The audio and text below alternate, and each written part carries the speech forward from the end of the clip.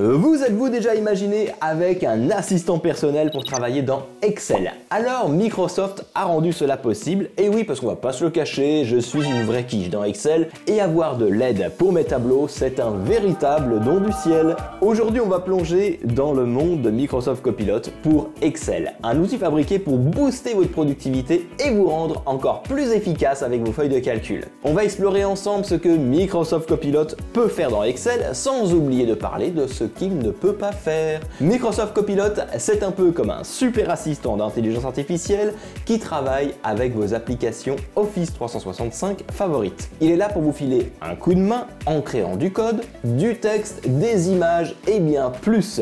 Tout ça basé sur ce que vous lui demandez et surtout votre contexte. Dans Excel, Copilot peut prendre en charge des tâches répétitives, concocter des formules et vous donner des éclairages précieux sur vos données. Alors imaginez avoir quelqu'un à vos côtés, toujours prêt à vous aider dès que vous en avez besoin. Et bien voilà, maintenant que j'ai planté le décor, on y va!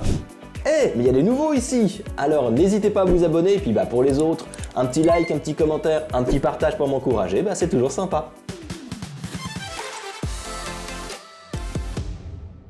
Alors avant de se lancer, avec Excel Copilot, voici quelques conseils clés pour bien utiliser cette intelligence artificielle. Premièrement, il faut garder en tête que Copilot peut parfois se tromper. Et oui, cette technologie n'est pas encore parfaite et peut nous surprendre par des erreurs ou des réponses totalement inattendues. Alors si jamais vous tombez sur une réponse qui ne colle pas, pas de panique, il suffit de la relancer ou de modifier un peu votre prompt. Si vous pensez qu'en ajoutant un détail, vous auriez eu une meilleure réponse, alors allez-y, modifiez votre prompt également. Donc faire des tests, c'est vraiment le meilleur moyen d'apprendre à utiliser l'outil. Autre moyen important, soyez précis. Sans entrer dans les détails trop pointus, Copilot ne connaît pas votre business sur le bout des doigts. Donc si vous utilisez trop de termes techniques ou spécifiques à votre secteur, vous risquez de ne pas obtenir l'aide espérée. Donc en gros, l'idée c'est de lui donner juste les infos qui vont bien pour qu'il comprenne sans le noyer avec des termes trop techniques. Alors, avez-vous déjà remarqué ce petit détail? Le bouton Copilot qui semble ne pas vouloir coopérer, un peu comme s'il boudait. Il est tout grisé là. Eh bien, c'est un petit signal pour nous dire « Hé, tu as pensé à sauvegarder ton travail ?» Vous voyez de quoi je parle là, non? Laissez-moi vous montrer avec un exemple tout simple. Dans mon cas, je n'ai pas sauvegardé mon fichier Excel et du coup, l'icône Copilot fait la tête, restant totalement inactif. Mais voilà, le hic, et c'est là que ça devient intéressant, pour le réveiller, il ne suffit pas juste de sauvegarder n'importe comment. Non, il faut le faire sur OneDrive. Si vous essayez de le faire sur le disque dur de votre ordinateur, vous allez voir, ça ne prend pas. J'ai testé pour vous en sauvegardant sur le disque et devinez quoi, le bouton Copilot reste de marbre. Regardez. Alors changeons de tactique et cette fois, je sauvegarde sur le SharePoint SEP Connect. Et là, magie, mon icône Copilot s'illumine, prêt à entrer en action. C'est pas beau ça? Bon allez, maintenant que j'ai capté son attention, je clique sur le fameux bouton et hop, un volet s'ouvre à droite de mon écran me révélant que Copilot est en mode préversion. Alors, qu'est-ce que ça veut dire? Simplement que c'est encore un bébé, en phase de test, pas tout à fait prêt pour le grand bain. Mais le plus cool, c'est que ça nous donne l'opportunité de partager nos impressions directement avec les équipes de Microsoft. Alors pourquoi s'en priver? C'est notre chance de contribuer à rendre Copilot Excel encore plus fort. Mais attendez, il y a encore autre chose à savoir. Si vos données traînent n'importe comment sans être organisées en tableau, Copilot va faire la moue. Alors il est un peu comme moi, maniaque sur les bords, préférant travailler uniquement dans un tableau Excel. Il vous le dira lui-même avec un message du genre « Je travaille uniquement dans un tableau Excel ». Vous avez déjà une plage de données disponible? Sélectionnez « Insérer » tableau pour le convertir, mais ne vous inquiétez pas, on va simplifier tout ça. Regardez, je clique dans une cellule où il y a déjà des données et paf, Copilot se propose de transformer tout ça en un tableau. Un clic sur convertir et voilà le travail. Un tableau tout beau avec des couleurs sympas, une en-tête claire et même des filtres pour trier tout ça. Alors laissez-moi vous montrer un petit truc super sympa. Vous savez, cette petite fenêtre de Copilot que vous voyez là, vous pouvez la glisser à gauche si c'est ce qui vous chante. Mais attendez, ce n'est pas tout. Vous pouvez carrément la balader partout sur votre écran en ajustant sa taille selon vos besoins. Et là, je vous parle en connaisseur parce que travaillant avec plusieurs écrans, vous pouvoir placer cette fenêtre sur mon second écran, c'est juste le rêve. Ça me permet de garder mon écran principal dégagé et organisé. Pratique, vous ne trouvez pas? Maintenant, nous sommes fin prêts et nous pouvons passer aux choses sérieuses. Juste ici, Copilot nous propose plusieurs actions possibles comme ajouter des colonnes de formules, mettre en surbrillance, trier et filtrer, analyser. Nous allons débuter par ajouter une colonne de formules. En cliquant sur le bouton, nous avons deux propositions, soit ajouter une colonne pour comparer, chiffre d'affaires 2022 et chiffre d'affaires 2023, soit ajouter une colonne qui combine nom et prénom. Alors pour commencer, je vais choisir d'ajouter une colonne pour comparer les chiffres d'affaires et voici ce qu'il me retourne. Il me propose la formule qui va bien. Vous avez la possibilité de copier cette formule en cliquant juste ici. Vous pouvez avoir des explications sur la formule utilisée en cliquant ici. Et regardez, parce qu'il détaille vraiment la formule et ça c'est top pour un néophyte comme moi. Et enfin, il me propose d'intégrer directement la colonne dans le tableau. Alors quand je passe la souris sur le bouton, il m'affiche même un aperçu. C'est pas top ça? Revenons tout en haut à présent pour revenir sur la proposition de concaténation de champs, nom et prénom. Donc je clique à nouveau sur ajouter des colonnes de formules et nous retrouvons ici la suggestion. Je clique dessus et comme tout à l'heure, il affiche la formule avec les explications si on le souhaite. Et enfin, il propose d'insérer une nouvelle colonne avec les résultats. En cliquant dessus, paf, la colonne s'intègre automatiquement. Alors, bon, ce que je trouve un peu dommage, c'est que je ne puisse pas choisir l'emplacement de cette nouvelle colonne. Mais bon, le résultat est là. Imaginez le temps qu'on va pouvoir gagner avec cet assistant. Alors continuons à présent le tour d'horizon des suggestions. Je vais choisir mettre en surbrillance. Si les propositions ne sont pas vraiment pertinentes, comme c'est le cas ici, sachez que vous avez la possibilité de cliquer sur la petite flèche ici pour avoir d'autres propositions. Voilà, il me propose par exemple de mettre en surbrillance les valeurs les plus élevées dans chiffre d'affaires 2023. Quand je clique dessus, il réfléchit un peu et il met en vert clair le chiffre d'affaires le plus élevé. Je vais à présent tenter trier et filtrer tout en haut. Il me propose cette fois un tri sur la colonne Profit 2023 du plus petit au plus grand. Allons-y, il mouline et il applique le tri sans broncher. Les données sont bien dans un ordre décroissant du plus petit profit au plus grand. Pour terminer avec les suggestions, j'ai généré un tableau de vente de vêtements avec pour information la date de vente, le nom du vendeur, les articles, la quantité, le prix unitaire et un numéro de ticket. Alors vous êtes prêts à plonger un peu plus profondément dans les capacités fascinantes de l'intelligence artificielle?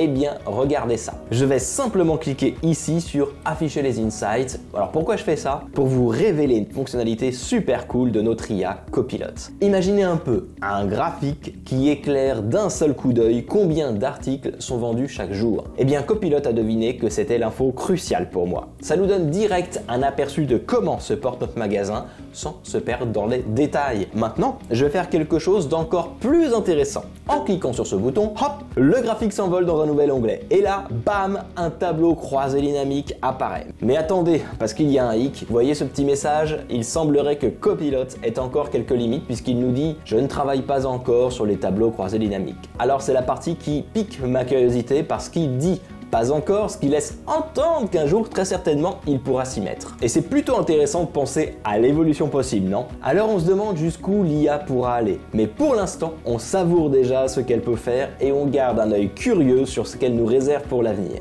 Et vous, qu'en pensez-vous? Vous êtes aussi impatient que moi de voir les prochaines améliorations?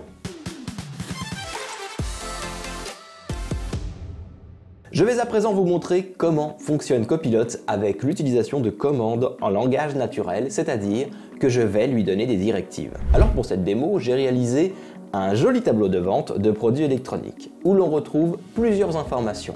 La date, les produits, la catégorie de produits, les quantités, les prix unitaires, le coût unitaire, le nom des vendeurs, la région et enfin le canal de vente. Alors nous allons débuter par une demande toute simple. Ajoute une colonne pour calculer le profit total pour chaque produit. Alors il a bien compris notre demande et nous donne même le calcul. Il soustrait le prix unitaire au coût unitaire puis le multiplie par la quantité. On retrouve juste ici la formule utilisée et ici le fameux petit bouton pour concrétiser notre demande. Je clique et pouf, notre colonne de profit total apparaît. Allez, maintenant on passe à la vitesse supérieure. Ajoute une colonne pour calculer la marge pour chaque produit. Je lance la commande et voilà notre tableau enrichi d'une nouvelle colonne affichant la marge calculée pour chaque produit. Mais pourquoi s'arrêter là? Ajoute une colonne pour calculer le pourcentage de marge pour chaque produit. On reste dans le rythme et notre assistant suit le mouvement. Cette fois, la formule divise la marge par le prix de vente et le résultat. une colonne flambant neuve qui affiche le pourcentage de marge. Exactement ce qu'on voulait. Changeons un peu de perspective. On demande maintenant à notre copilote de mettre certaines données en avant. Mettre en surbrillance la plus grosse quantité vendue. Et pour lui, eh bien là c'est un jeu d'enfant. On va à présent corser un peu plus les choses, on va lui demander de mettre en surbrillance les valeurs les plus élevées dans la colonne marge. Dans la colonne marge, il a bien identifié la valeur la plus élevée qui est 400. Alors petit détail que j'ai failli oublier, si je change manuellement une valeur dans la colonne quantité, observez bien ce qui se passe. Cette valeur se transforme en la plus grosse quantité vendue, remplaçant notre précédente valeur, phare, le 55, par cette nouvelle quantité qui du coup est mise en évidence à son tour. Ce qui signifie que tout cela est bien entendu dynamique, s'adaptant instantanément à nos modifications. Allez, plongeons dans un petit test pour voir à quel point notre outil est doué pour organiser et filtrer les infos. On veut voir les profils du plus petit au plus grand. Et vous savez quoi? Eh bien notre outil comme un chef classe tout sans accroc du plus petit au plus grand. Alors ça c'était la partie facile. Maintenant on se corse un peu la tâche. On cherche à voir uniquement les performances qui déchirent, celles qui affichent un gros profit. On se dit pourquoi pas filtrer pour ne voir que le top 5 des profits. Filtrer les 5 plus gros profits. Hop, on lance l'idée et bam, l'outil nous sert sur un plateau. Les 5 champions. Et pour finir en beauté, on décide de remettre les compteurs à zéro, d'enlever tous les filtres et devinez quoi, notre outil obéit au doigt et à l'œil. Franchement, c'est pas génial ça? Alors parlons un peu des choses qui fâchent, cet outil qui a l'air super sur le papier mais qui, avouons-le, a aussi quelques petits soucis. Et je vais vous guider à travers quelques exemples pour que vous voyez par vous-même. Imaginons que l'on veuille effacer la ligne du 29 janvier 2024. On pourrait penser qu'il suffit de taper « supprimer la ligne de Lucas Dupont » et de valider. Mais là, surprise, ça ne marche pas. Et qu'est-ce qu'il nous répond? Exactement ce que j'avais prévu. Je suis désolé, mais je ne peux pas supprimer la ligne de Lucas Dupont pour le moment. Et ça, c'est pas vraiment top pour une IA, il s'agit d'une demande plutôt simple. Puis, il y a un autre hic. Imaginons que vous ayez 2 tableaux et que vous vouliez les combiner. Eh bien, croyez-le ou non, Copilot n'est pas votre homme pour cette tâche.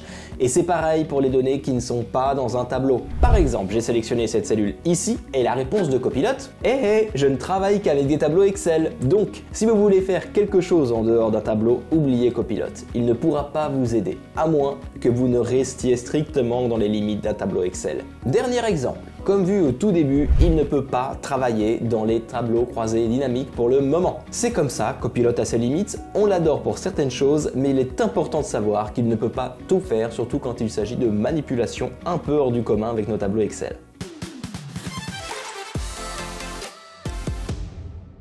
Alors parlons franchement de Copilot et Excel. Pour l'instant, c'est encore en phase de test, ce qui explique pourquoi il manque des trucs assez essentiels. Mais voilà, si vous débutez avec Excel, c'est plutôt une bonne nouvelle. Imaginez, vous bloquez sur quelque chose, eh bien pas de panique, demandez directement à Copilot. La plupart du temps, il va vous filer la réponse qu'il vous faut.